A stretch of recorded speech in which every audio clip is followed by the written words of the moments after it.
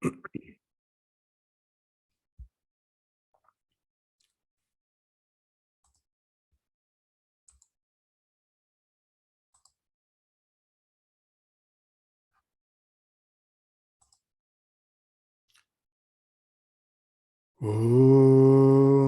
Bhadram Karnebhih Srinuyama Devaha Bhadram Pashyemakshabhiryajatraha Sthirairangai Stushtuvagamsastanubhih Vyashema Devahitam Yadayuh Swasti na Indro Vruddhasravaha Swasti na Pusha Vishwavedaha Swastirnastakshurarishtanemihi Swasti no Brihaspatirdadhatu Om Shanti Shanti Shanti Hari Om.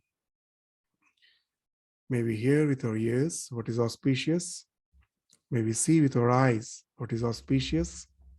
While praying with steady limbs, may we attain the lifespan allotted to us. May Indra bestow well-being on us. May Pushan, the god of the earth, who is all-knowing, bestow well-being on us. May Garuda, the destroyer of evil, bestow well-being on us. May Brihaspati also bestow well-being on us. Om Shanti, Shanti, Shanti. So in the last class, we were studying the last mantra of the previous chapter and the first two mantras of the concluding chapter, the present chapter, the concluding chapter of Mundaka Upanisad, where we found that approaching an enlightened soul, the one who is realized with whatever wish we may have, if it is worldly wish, that will be desired, that will be fulfilled. If it is the desire for emancipation, for liberation, that too will be fulfilled. But each has its own consequences. If we go with the worldly desires, that will enter in the process of transmigration of this unending cycle of birth and death and its associate miseries, and the liberation can give us ultimate fulfillment, the ultimate happiness, the ultimate fulfillment. So now the choice is ours.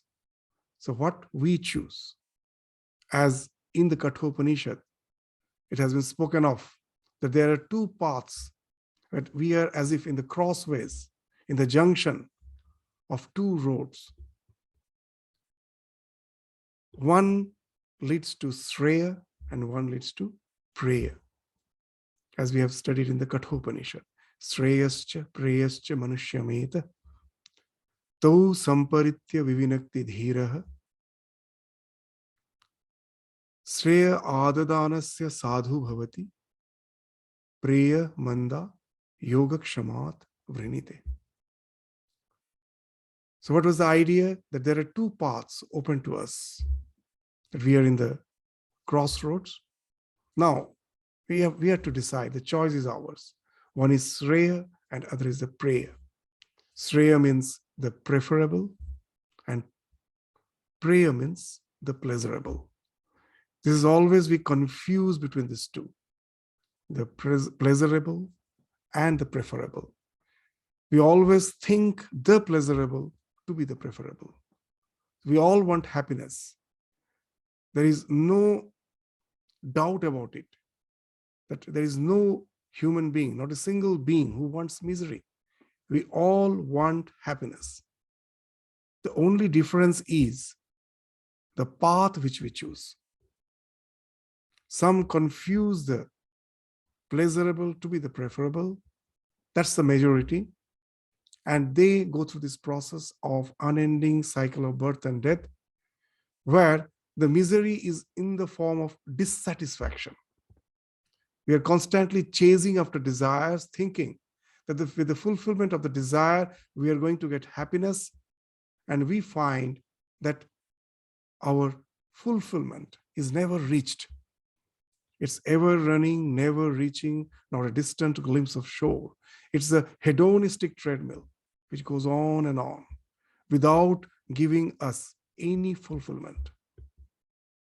It's only the few, the dhira, the wise, who can distinguish, decipher the difference between the two, the Shreya and the prayer. And they can leave out the prayer, the pleasurable, and choose the Shreya, the preferable.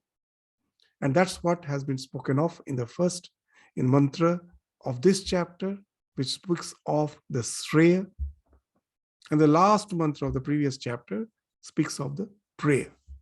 So now the choice is ours. And the second mantra of this last concluding chapter, as a conclusion to this, that these two paths are there and we can choose them, but the result is fixed. As Sri Ramakrishna used to say, that there is something called absolute truth. What is that? That if you take chili, you're bound to feel that hot sensation. Whether I take it or not, that's my choice. But I will take it, and after that, I don't want to have that hot sensation. That cannot be. If I take the chili, I'm bound to have that hot sensation. So the two paths are open to us. What I choose, for that I have the freedom. But the result that I choose, I cannot change that. That cannot be deviated. And that's the thing which was told, or which was spoken of in the second mantra.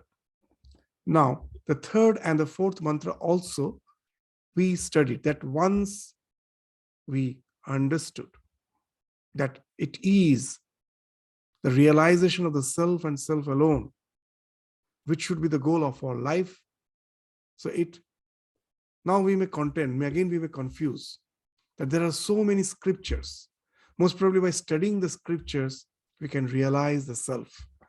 So that was specifically mentioned in the third mantra, that also we studied in the last class. What it says, na ayam atma, na ayam atma, na ayam atma, pravachanena labhyo, na medhaya, na bahuna srutena, yame vaisha vrinute, tena labhya, stasyaisha atma vivrinute tanu swam.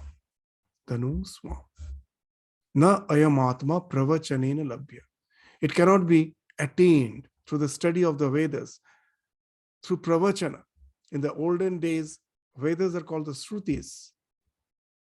The student used to hear it from the teacher, and that's how they came to know about the conceptual knowledge behind all the scriptures. So pravachana speaks of Shruti, by hearing. It cannot be attained by hearing. Now, medhaya. Now, after hearing, some have the capacity to retain what they have heard. They never forget. Others may forget. So you have the tremendous capacity of retaining what you have heard, and you think that the knowledge is now mine, because I don't need any book. It is all within me. It has been internalized. So now I am the one who can be never deviated from the knowledge. So that's, you have medha. So here the scripture is, here the Upanishad mantra is saying very specifically that you cannot even attain by your medha. Na vahuna strutena. Nor by referring to the various other scriptures. You hear, and as a reference, you refer to various other scriptures to clear your doubts, and you return all which you have studied. Nothing doing. Yame vaisha vrinute tena labhya. The one who really wants to attain the Atman, he alone can attain it. How he can attain it? Atma vivrinute tanum swam. The Atma reveals itself to the seeker. What's the idea? As we, with the help of that example, we try to understand that the one who has not tasted mango, however, he may go on listening to the lectures on the taste of mango, and he may think that I have understood, that all the concepts about the taste of mango which has been spoken of, I have understood. The day he tastes the mango, he will understand that all that knowledge was mere imagination. That it was all vikalpa.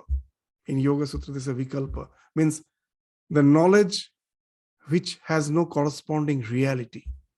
Like if you say Shashasringa, a rabbit with horns. Rabbit doesn't have horn. You can imagine. In your imagination, you can draw from your imagination a rabbit with horns. But the rabbit in reality doesn't have horn. So it is vikalpa. It is something mere imagination. So the day you test the mango, you will find that all your knowledge which you had, which you retained, which you referred to, various textbooks, after hearing about the taste of mango from various these lecturers, those who are giving presentation on the taste of mango, you thought. But the day you taste the mango, you find that all this knowledge is actually superfluous. They were mere noise. They never give you the true knowledge. The day you really feel like tasting the mango and you go in search of mango and you taste the mango itself will reveal the taste to you. Nothing else can reveal the taste of mango. No other thing. The mango itself will reveal the moment you taste it. So similar that the same thing has been spoken of here, that knowledge alone is realization. That realization alone is knowledge. Unless you have realized, experienced, there cannot be any knowledge. Mere concept is no knowledge. So here, after saying that attainment of the self is the only goal of life, and immediately we may deviate from our path by resorting to too much of studies, too much of discussion, without internalizing the spiritual practices in our life, which alone can at last lead to this realization. We don't try to cleanse our mind. We don't try to develop the viveka, vairagya, the discrimination, and based on that discrimination, this detachment, and that leading to contemplation. We don't resort to all those paths. We just go on discussing. In no way it is going to help us in getting established in the knowledge of the Brahman.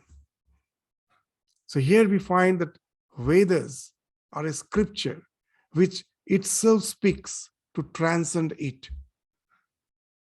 This is the beauty of the Vedas, where most of the scriptures in the dualistic religions, we will find that they say that faith in the scripture is the be-all and end of spirituality. The Vedas say you have to transcend the Vedas. The realization, which is beyond the words, that alone can entail in spiritual realization, spiritual evolution. So after saying that, the next mantra also, on the same lines, but it spoke of Nayamatma Valahinena Labhya. That spiritual practice, even if I have started, it's not a slipshod remedy that in 2 days I'm going to have some realization. I need to have purity, patience, perseverance. The Vala, which has been spoken of here, is not the physical strength. It is the strength of a persevering soul. That whatever situation may arise, I'm not going to deviate from the resolution which I have taken to traverse this path of spirituality. I'm going to hold on to it with patience. Even if I fail, again I will try. As Swami Vivekananda used to say, that one who has an ideal doesn't mean that if you have an ideal, you won't be faltering. You won't be in making mistakes. You will falter. You will make mistakes. But what's the difference between a person who has an ideal and one who doesn't have an ideal? Very beautifully, Swami Vivekananda used to say, the one who has an ideal, if he makes 10 mistakes, the one who have no ideal will make 1,000 mistakes. That's the difference. It's not that the day I have chosen ideal, the next day I will be just adhering to it. There will be again and again these failures. I will be slipping off from my ideal, but I go on persevering, trying again and again. Know it for certain that failures are much, much lesser compared to the one who has no ideal. So that's the thing which has been spoken of as the bala, the perseverance to continue in your spiritual journey, whatever situations may arise. Nothing can deter you from the path which you have chosen. So that is this bala. So nayamatma bala hinena, the one who doesn't have that capacity to persevere, for them, the self cannot be realized. Na pramada tapasa va api alingat. Pramada means delusion. That if you're too much attached to the worldly way of life, putraishana, vittaishana, yashaishana, this desire for the progeny, desire for wealth, desire for name and fame, then you're bound to forget. They got deviated from your ideal and you will forget about it. Totally, you will forget about it. So that is the pramada. There's too much attachment. That we find that Sri Ramakrishna used to say that because of the misery of the life, some will develop a type of vairagya, a renunciation. He used to call it as markat vairagya. What is that? It's a very, very superficial, pseudo renunciation, superficial renunciation, pseudo. Sri Ramakrishna, very, very in a funny way, he's saying that because of the struggles of life, one develops that type of this pseudo renunciation. Suddenly one day leaves his hearth and home, no one knows where he is, and then a letter comes that he is in Kashi, he has opened a shop there, and he has he's quite well flourishing there in his business, and he's keeping well. So that's the pramada. We sometime that when we are really going through the challenges of life, our mind fools us by saying that enough of it, let's come back, let's retreat, enough of this attachment to this life. Actually, our mind is fooling us. In the name of renunciation, actually, we are trying to settle down in our comfort zone, to get some security in some security zone, in some comfort zone. And then when the situation changes, we find that our renunciation has gone. And that's what has been spoken of as pramada, the delusion. When we are having excessive attachment to our mundane way of life, then pramada is bound to come. That vairagya turns out to be a markat vairagya, a pseudo renunciation. So for such a person, realization is never possible. And the last characteristic which is saying is very important. Tapasa va api alingat. What is that? Tapas speaks of that culturing of the knowledge. Constantly you're trying to cultivate in your mind that you are the Atman, you're the Brahman. That's the contemplation you're trying to do. But Sri Ramakrishna used to say, give a very nice example, that for most of us in spiritual life, we are like an ordinary fly. That our knowledge is what?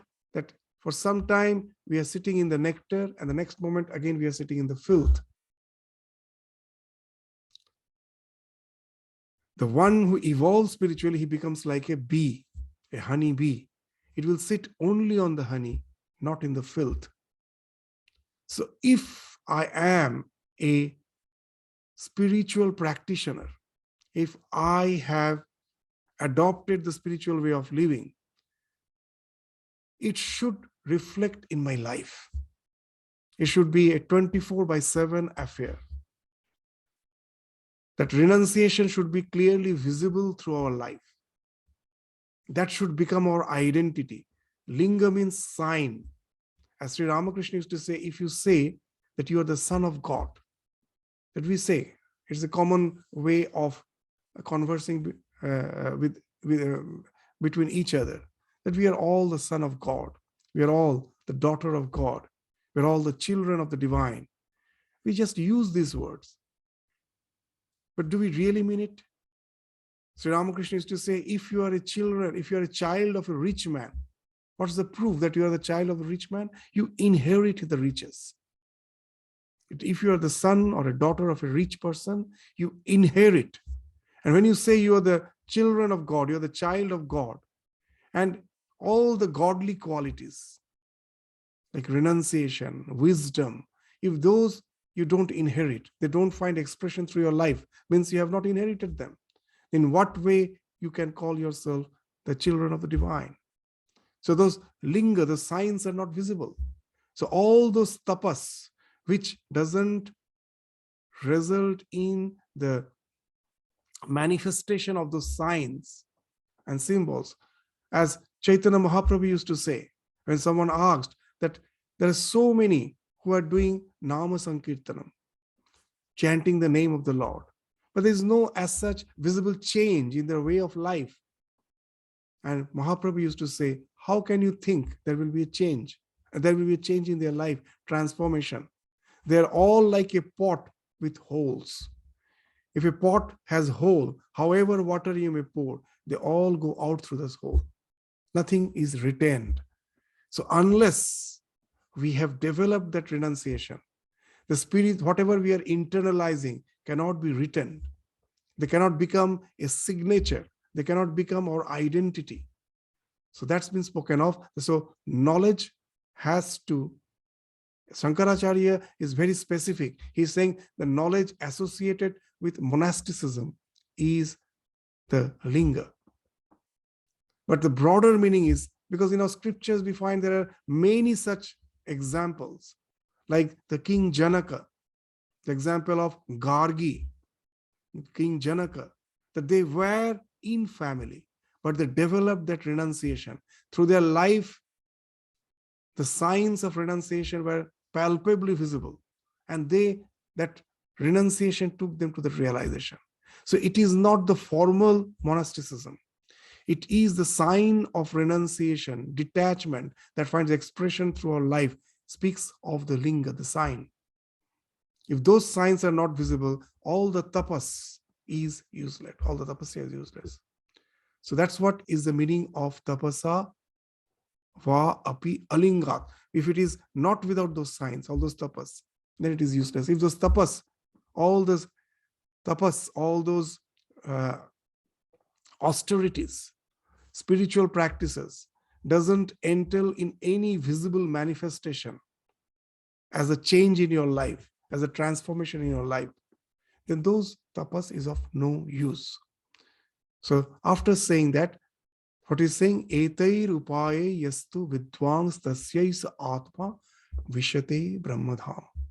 So what the self of that knower who strives through these means. What is the means? Just the opposite, what has been spoken of. That you have that sufficient perseverance, the strength to persevere, and there is absence of delusion, apramada, and your practices, what you say, that results in the visible change, transformation through your life, then alone you can enter into the abode of Brahman. You can merge in that Brahman. That's why they say that the knower of Brahman becomes Brahman. That this knowing is becoming. Here the knowledge and your identity can never be separate. In all other fields of learning, that your knowledge has nothing to do with your life. You can be very good in your academic subjects, but that does in no way entail a change in your life. But this is the path where real knowing results in becoming. Knowing is becoming. So that's what's being indicated by the term. He enters into the abode of Brahman. His life, there's a total overhauling of his personality. There's a total transformation. So that's been spoken of in the fourth mantra. So now let us proceed to the fifth mantra. So absorption in the Brahman. what it means is being spoken of in the next mantra. Samprapya enam rishaya jnana triptaha kritatmanah vitaragaha prashantaha te sarvagam sarvatah prapya dhira yuktatmana sarvam eva avishanti. Having realized Atman, samprapya enam, the seers become satisfied with that knowledge. There is no more hankering for knowledge. Curiosity mongering falls off. That's the meaning of the word jnana tripta. The rishi, the word rishi means the seer. The one who has realized the truth is a rishi. These words are very interesting. That who is a rishi? The rishi is a mantra drashta. The one who has seen the truth. The truth is eternal. The Vedas are eternal. When we say Veda is apaurushaya, many will be giving an explanation by saying that it is eternal. It came from the mouth of Brahma. Yes, they do have a meaning. But the real meaning, which all can understand, even without faith, that the Vedas are eternal. What actually it means? That the real knowledge is eternal. The Veda, the word Veda came from Vid Dhatu. It is not a particular book. Veda means encyclopedia, knowledge, the storehouse of knowledge. Any storehouse of knowledge is Veda. And they say that Veda is apaurushaya. To understand it, Swami Vivekananda is giving a very nice example. That it is not that Newton, we say that Newton discovered gravitation. It is not that the gravitation was not there before Newton. It is apaurushaya. The gravitation doesn't need Newton to affirm its existence. It is eternal. What Newton did, he just discovered, removed the covering of that ignorance about gravitation. Discovering, removing the cover. So he is a rishi as per the knowledge of the gravitation is concerned. So he's a rishi, he's a seer. It is something, it was there. He has realized that. So here also, the Atman is something which is the only truth. It's not that we, through our spiritual practice, attain something which is not. It is. Because of ignorance, we don't realize it. Here also it's like discovery. You remove the covering of ignorance and you become established in that knowledge. So the one who has become established in this knowledge by discovering, by removing the covering of ignorance, is the seer. So they are the rishi. Such seers, they become jnana tripta. They have no more hankering for knowledge. They do not derive any satisfaction from any material things in the world.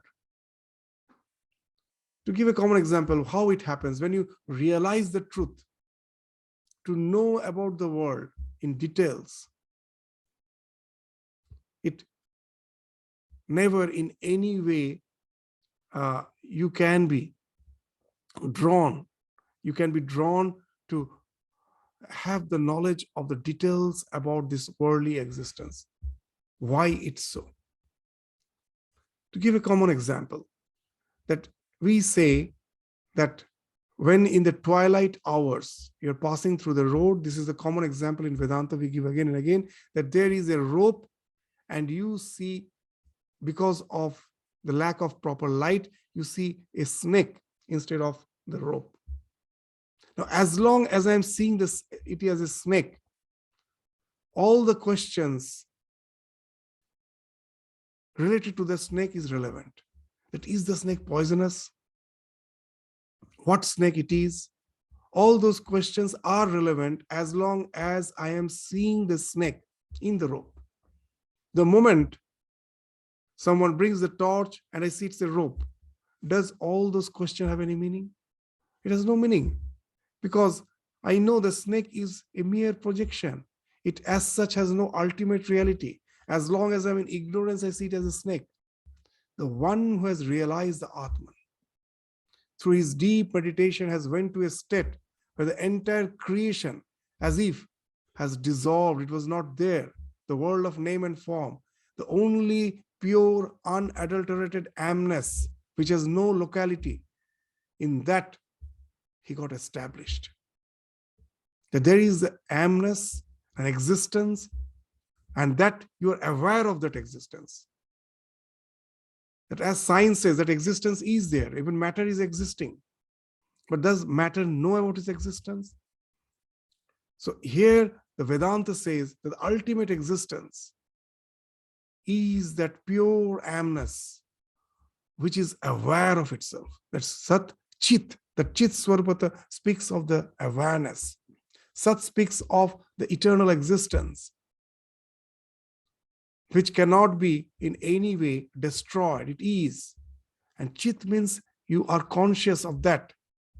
And that consciousness about your Sat Swarupata, it gives you eternal bliss, because there is nothing apart from you to hinder your existence, to in any way interrupt your existence. When there is something apart from me, the question of harming comes. If I alone exist by my own right, and that also through eternity, there is no question of being, having a sense of dissatisfaction. I am established in that.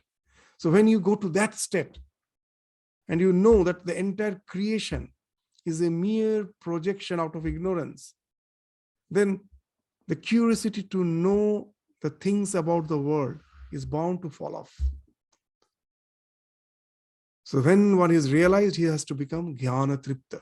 There are very wonderful examples in the life of Sri Ramakrishna. When Swami Sharadananda's younger brother, he was a doctor. So when he passed the medical examination and he became the doctor. So as a recognition that to his excellence in his studies, a microscope was presented to him. So one day he brought that microscope to Dakshineshwar, and it was mentioned, it was told to Sri Ramakrishna that there are so many small microbes which are not visible through that eye, but through that microscope you can see them. All were interested. The slides were brought, the microscope was brought. On the slides, all those this culture was there, and all were seeing through it. And they all asked Ramakrishna, but it was impossible for him. He could never in any way just focus his mind, his attention through that microscope to see that slide. And when the others asked, it's so easy, just see through it.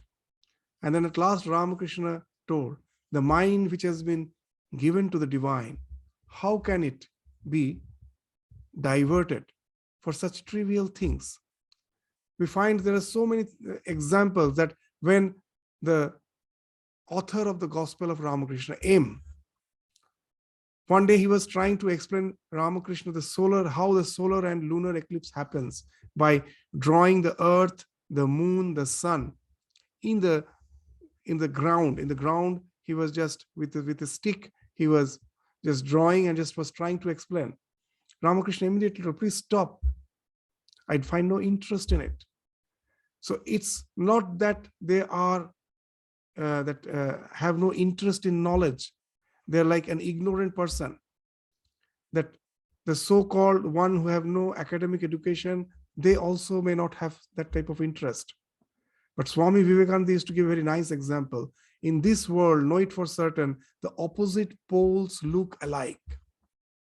The so-called uncultured person who is just busy with the sensate pleasures of life has no interest in knowledge. So as per no interest in knowledge is concerned, he is almost the same as just the opposite polarity. The one who is established in the self, who has the real knowledge, who has cut through the mesh of ignorance and have realized the truth, he also has become totally disinterested about the so-called the phenomenal existence. So that's the meaning of the word jnana tripta. He has transcended this phenomenal existence. He knows it to be a mere superimposition on the reality. So he has no interest about it. So once you realize the self, you are bound to become jnana tripta. That's one of the signs. Know it for certain. That's a man of realization can never have this curiosity for the mundane way of living. That's why we find if anyone is to bring newspaper in front of Ramakrishna, he will ask, when the man leaves, he will ask to just sprinkle Ganges water there. Because the newspaper is nothing but it speaks of just all the trivial things in details about our day-to-day existence, the politics, the war, all those things, the scandals. Those things can interest only a person who takes this world to be the real, for whom the world is just a passing phase. They can in no way, he can be interested about it. So that's why the one who has realized, he is bound to become jnana tripta. These words are so important, so significant. Their souls are established in the Supreme Self. That speaks of the Kritatmana. They never deviate from it. The ones they are established in the Supreme Self, they become Kritatma. There are two words here, Kritatma, Kritatmana and Yuktatmana. When you are constantly, you are trying to have a communion with the self, you are trying to be unified with the higher self, you are at last bound to become Kritatmana. At last you will get established in that self. So they're free from all. And once you get established in the self, what's the another sign? You're bound to become free from passions, vitaraga. The example which we again give again and again, that the moment you know the mirage to be a mirage, the huge reservoir which you see there can no more delude you, can no more drag you. So once you have realized the self and the entire existence like a mirage has become something superficial, something just a mere superimposition, and you have realized that the world of this name and form becomes virtual reality for you. It can no more drag you. It can no more pull you. So you're bound to become vitaraga and prashanta. That tranquility is bound to come. Because all the disturbances are because of this mundane plane of existence. As in the last class, we were giving the example of this prashanti, that all the turmoil is in the shores. If you go to Puri, still this small, the fishermen with the small boats, you will find they go for fishing. As they call this nuli, the small boats, the tribals there, the nulis, they will take these boats to go into the deep waters for fishing. And if you watch them, a very, very interesting thing you will find, that they're trying again and again to break through these wave barriers. They know that the waves are only in the shore, near the shore. If somehow you can be a bit far away from the shore, the water is tranquil. Then you can go on fishing. So all the waves, the turmoils are in just the fringe, or just the shore of our existence. In the core of our existence, the vast existence, which is beyond this superficial existence, which is just in the shore of this phenomenal existence, that core is just tranquil. Once you go beyond this superficial existence of name and form, it's a tranquility and tranquility alone, where nothing can disturb you. You are established in yourself, and that speaks of the prashanti. We are no more chasing after the trivial pleasures of life. It gives that tranquility. Te sarvagam sarvata prapya. They attain something which is everywhere, within and without. With eyes closed, in meditation, you relate to the same truth with your eyes open. It's not that when I'm a sadhaka, when I'm in my spiritual journey, I'm yet to reach the goal. I think only in meditation, I am as if communing with the divine. But the one who have realized, as Sri Ramakrishna used to say, that first in a spiritual journey through neti neti, we have to cross it. That when you are climbing up the stairs, you are as if negating the stairs. That to go to the higher stair, I have to negate the previous stair. That's how by stepping over the lower stairs, I go to the higher stairs to reach the terrace at last. When I reach the terrace, then I realize the material with which the entire staircase is made, the same bricks and cement, the same material, the terrace is also made. So now when he comes down, he finds it is the same material which has become the entire universe. So the word Sarvagam is very important here. Sarvaga means the one who is all pervading. When you realize yourself, what happens? This consciousness at present, which is localized. If I close my eyes, if I close my ears, all the senses, if I disconnect from the worldly, this association, my communication with the world is through the senses. I cut off that communication. And then I also stop my mind for the time being from all the thoughts about the past, about the future. And just I'm sitting, concentrating on my present. What you will find? That I can never get rid of the idea that I am. All other thoughts have fallen off. But can you get rid of that idea that you are? It is constantly there, just emanating from yourself. And that amness is localized. You know that you are sitting in a particular place. It is there from where that amness is emanating. When you go to the realization, when you go beyond the mind, the amness is still there, but it loses its locality. You find that as if there is no locality for you. That's been spoken of as a sarvata. You attain that example which we give again and again. Our condition is like a pot immersed in the ocean. And now the outer layer of the pot has divided the water. We say the water outside is the ocean water and the water inside the pot is the pot water. It is the same water. The moment the pot is broken, again it becomes one with the ocean. You become non-local. So this wall of the pot is the ego, this sense of limited individuality. So when you go beyond it, you attain the non-local consciousness by becoming non-local. As Sri Ramakrishna says, like a salt doll went to measure the depth of the ocean. The moment it touched the ocean, it became one with the ocean. How can it measure the depth?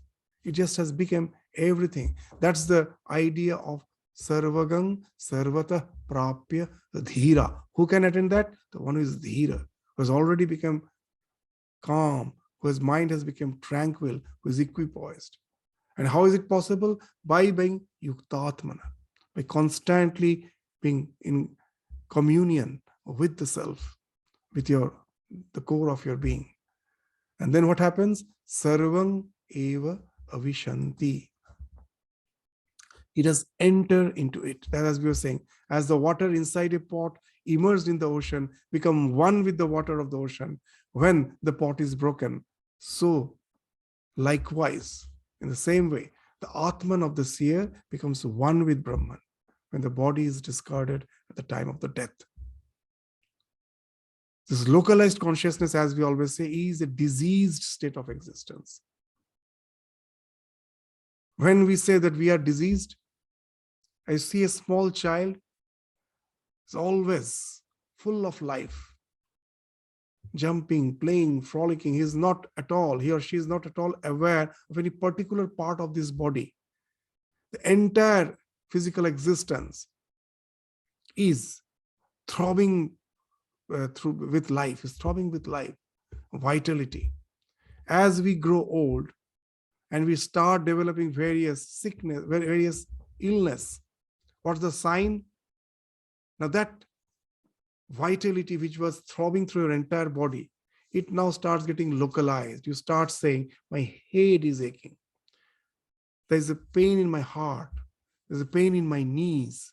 The consciousness which was throbbing through the entire body is now getting localized.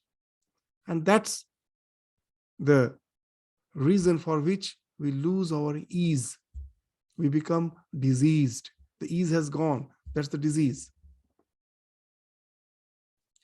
So the ultimate reality, which is non-local, that's the pure state of existence. The moment, because of ignorance, it gets localized in this psychophysical existence, we enter, that is the disease state. That's why Shankaracharya is saying that to take birth itself is the biggest disease. That's the bhavaroga.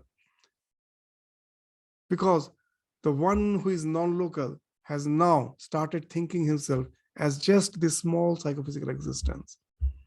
And that speaks of the disease. All the ease goes, the suffering comes from that.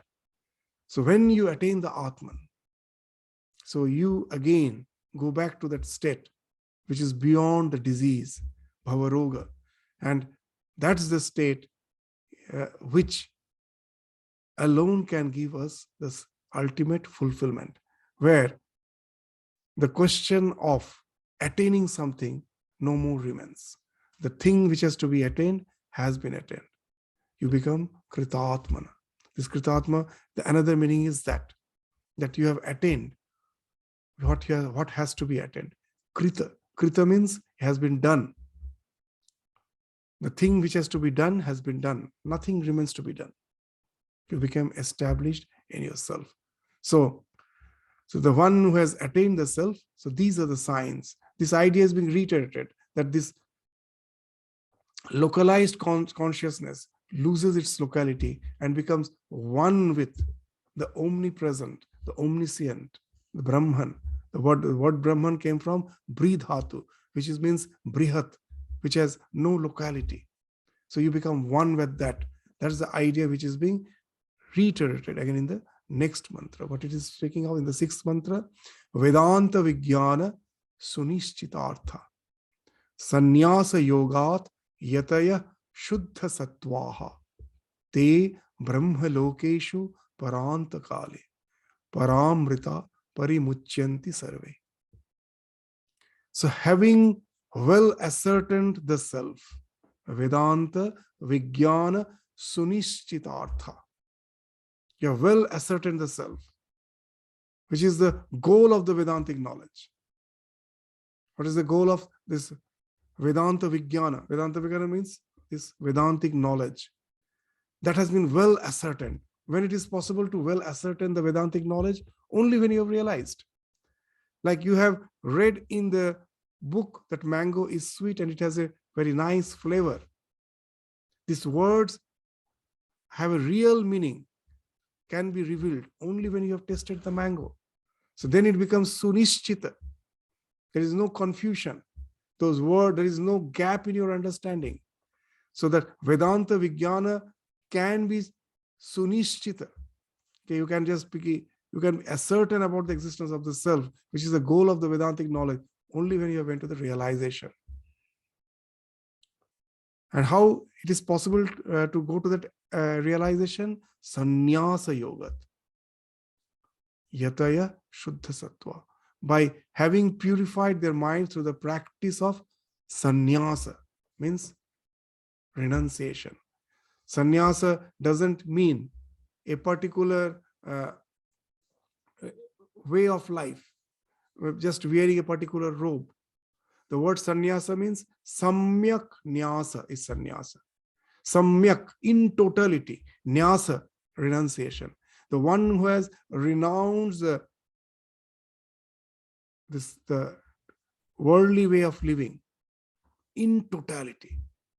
Not that just by bits and parts. That this is the thing which is disturbing me, I just renounce. The other things are there. I'm quite happy with it. No, in totality, samyak. So that's why sannyas doesn't mean a particular a group of people who have just adopted a particular way of life. It actually speaks of that mental orientation in whatever field of life you may be, in whatever mode of life you may be. If that orientation has led to the complete renunciation, then that speaks of sannyasa. The one who has, what you say, that purified the mind by the practicing of sannyasa, samyak nyasa. So that they are the yati. The word yati means the one who is practicing, assiduously practicing. So even this, you will find the Sanskrit words do have the derivative in our regional language. In Hindi, in Bengali, we say yatna. When I'm doing something very sincerely, when I'm doing very sincerely, assiduously, I say jatno, or in Hindi, yatna. So that is from the same, the word has been derived from the same word, that's yati, yes, yat, the one who is constantly practicing, the one who is through this practice have at last reached the state of Shuddha Sattva. So this, what is Shuddha Sattva? We know that there are three gunas, Sattva, Raja, Tama. Sattva speaks of equanimity. Raja speaks of restlessness, activity. Tama speaks of dullness, laziness, slothness. When I try to meditate at the beginning, that when I am just trying to detach myself from the world and contemplate on the idea that I am the Atman, I am Brahman, Aham Brahmasmi. When my mind gets to a certain extent tranquil, as my mind was never tranquil, for the first time it goes to that state of tranquility, immediately it will go to a state of stupor.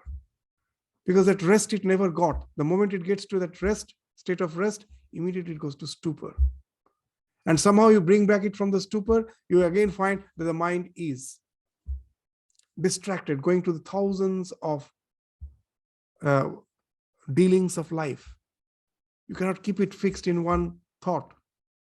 So either it is restless or it is going to stupor.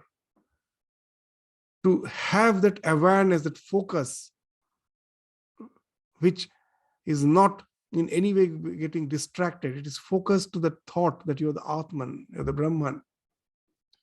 So that awareness without any deviation speaks of the Sattva.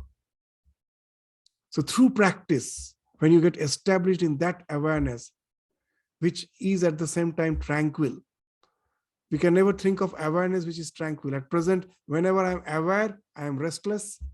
And when I am not aware, I am in sleep. What is Sattva? Aware, which entails tranquility. I am aware of my tranquil state of my mind. It is no more restless. Neither it is going to the state of stupor. So that awareness of the tranquil state of mind is the state of Shuddha Sattva, which is not interrupted by Rajas and Tamas. It is possible only by a yati, the one who is practicing perseveringly. What he is practicing? Sannyasa, samyak nyasa. Trying to contemplate on the self. The more you contemplate on the self, the more the world falls off. The more you go towards the east, the west automatically falls off. So each and every word follows the other, the next one. That sannyasa yoga is the thing which speaks of the yata, is a practice, which ultimately leads to Shuddha Sattva. For such a person, te brahma lokeshu paranta kale. One who gets established to this practice, what happens? Paranta kale, at the time of final departure. This is important for most of us, for whom we are still ignorant, still unillumined. Our departure is not final departure. Again, we have to take birth. We have to again come back to this world of name and form in different forms. But the one who has, through practice, yet this yataya, who has reached the state of Shuddha Sattva, has reached that state, has broken through that barriers of waves and gone beyond that to the tranquility. So for him, this departure is the final departure, Parantakali. He becomes one with that Brahman. Paramrita, parimuchyanti sarve. So Paramrita, what it means? Paramrita, para amrita. You reach the state which is immortal, the supreme state which is immortal. Any other state, there is a flow, it is changing. That's the state which speaks of supreme immortality, the deathless Brahman. It is in the eternal present without any change. It is ever aging, never old. That's what is meant by eternal present. There is no question of passage of time. The question of passing of time comes with transformation. That I was young, I became old, which speaks of passage of time. If you are as you are, you cannot, the question of time cannot come. The question of time only comes with transformation. When there is no transformation, the concept of time falls off. You're in the eternal present. And that eternal present is deathless. So that supreme mortality, the deathless Brahman, that has become yourself. You have transcended this limited, localized existence to have merged in that state of supreme mortality by becoming identified with the Brahman. And that has happened when you're still living. And when you discard the body, as long as you're living, though you have realized the soul, you are like a Jivan Mukta. The ignorance can no more delude you. Then you may say that why you should continue to live. In our scriptures, the idea is that the prarabdha you have to experience. That's the example which we give, that what's the way of stopping the fan when the fan is revolving? The moment you switch off the fan doesn't stop immediately. Because of the past momentum, it goes on revolving for some time to stop at last when the inertia, the inertia of motion has been exhausted, then it stops. So all the actions which have resulted in this birth, they have to be experienced. They have to be experienced. There's no way out. Even when I've realized, the realization entails in complete detachment. It is like this or switching off. You have switched off the fan. It is like switching off your psychophysical existence. So there is no, at present, all my actions are motivated by desires. The switch is still on. I'm motivated by the desires.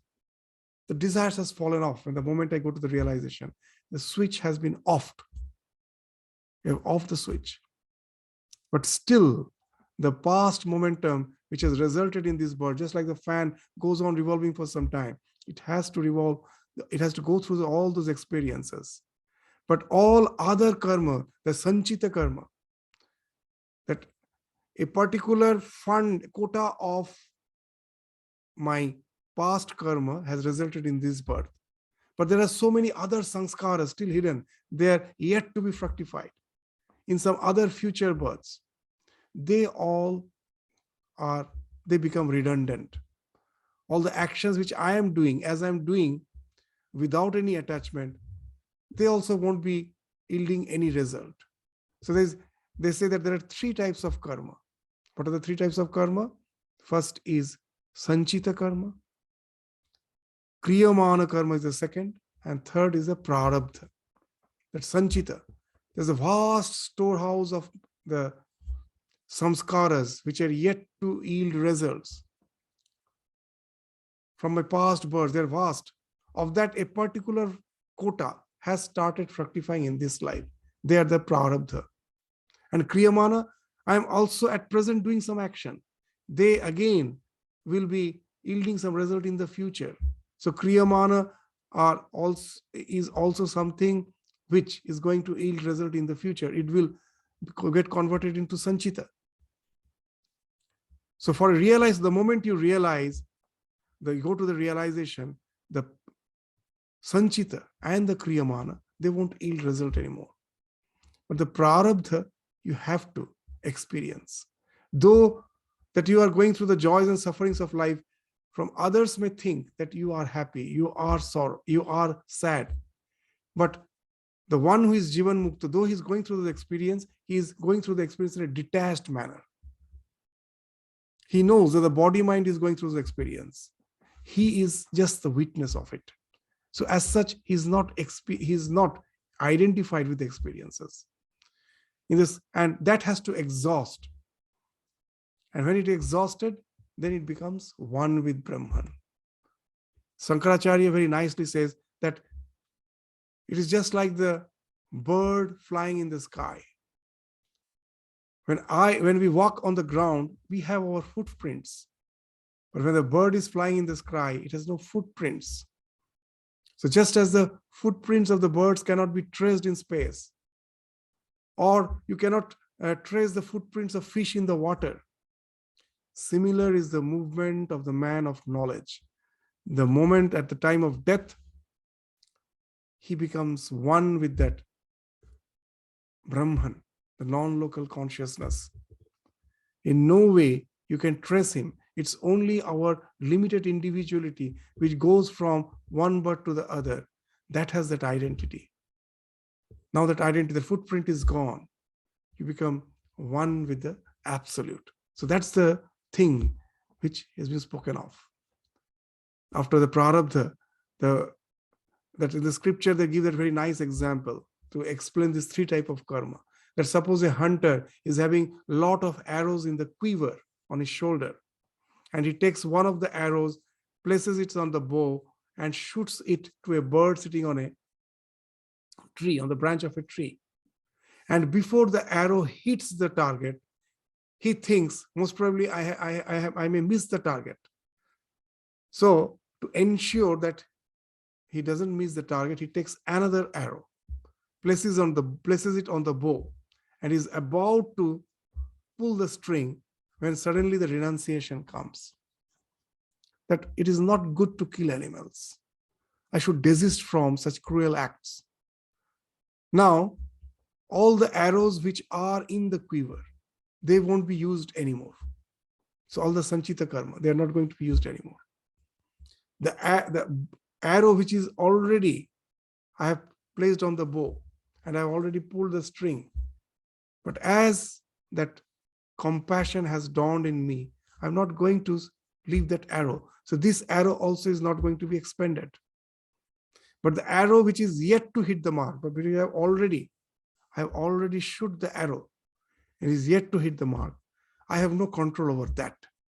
Whether it hits the mark or it misses, whatever it may be, it will just follow its course. I have no control over it. That's the prarabdha, so which already has started fructifying. So I can have no control over it. But once that is exhausted, nothing is there to hold me back. Others go through the process of transmigration, but the one who has got established in the self, all the knots of the heart has fallen off. As we told, the moment the ego is just like the hub of the will of our psychophysical existence. If our psychophysical existence is compared to a will, then the hub of the will is the ego. With the knowledge of the self, that ego has been uprooted. The moment you remove the hub of the will, all the spikes which are attached to it, they also fall off, disintegrating the entire will once for all. So that's what happens to a man of realization. The hub has been removed. All the various desires are like the spikes attached to that hub. They all fall off once at a time. That's how sannyasa happens, samyak nyasa. It's not one by one you can renounce. Everything is renounced once for all. And that leads to the dissolution of your localized, this psychophysical existence. It takes you to that non-local existence. And that's the thing, that your so-called individuality is merged in the absolute. In the words of Ramakrishna, that again, the same example, it's like a salt doll went to measure the depth of the ocean. The moment it touched the ocean, it became one with it. So the process of this dissolution of the individual self in the absolute will be vividly, specifically described again in the 7th mantra. that how that we have 16 parts, they all start falling off. The indriyas goes back to the gods of the indriyas. The sense organs have their deities. It gets resolved to the deities. All the action starts falling off, and you become one with the absolute. That's the idea which will be again spoken of in the next mantra. So we will take up that mantra again in the next class. With this, we stop our discussion today. Thank you all. Namaskar.